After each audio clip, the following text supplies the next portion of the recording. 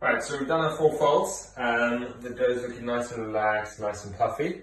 So what we're going to do is we're just going to tip that onto the bench. This recipe I've made here is for 2, but you can make it for 1. So what you're going to do is just going to slightly wet the bench, wet your hands again, and then you're just going to get that dough out. I'm just going to let it sit for a few seconds, let that relax. One's relaxed. This one I'm going to turn into a ball shape. So what you're going to do is just again lightly wet your hands. And you're going to pull it out over onto the other finger, onto the other finger. You're just folding it in on itself like this, and then when you get to this point, you're just going to fold it over, and then just work it so you get a little more tension in that dough, just like that. So it's looking nice and bouncy again. Just going to set that to one side. Up.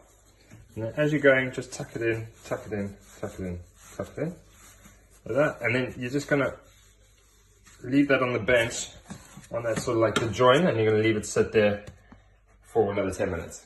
So we waited 10 minutes. The whole reason why we do that is because obviously we made all those folds and things, so we use the weight of the dough just to help seal that down. So now we're just gonna pop them into the baskets, and we're gonna let them proof for another hour or so, and then we're gonna sit them in the fridge overnight. If you're going to be doing a traditional loaf shape, there's just one more little step. Obviously you can see the ball one has already just been plonked in there. But this one we're going to get back in.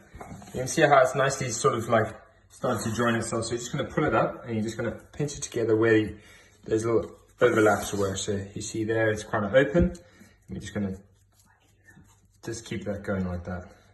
And that's just to help you give it like a nice perfectly shaped dough, or shaped bread.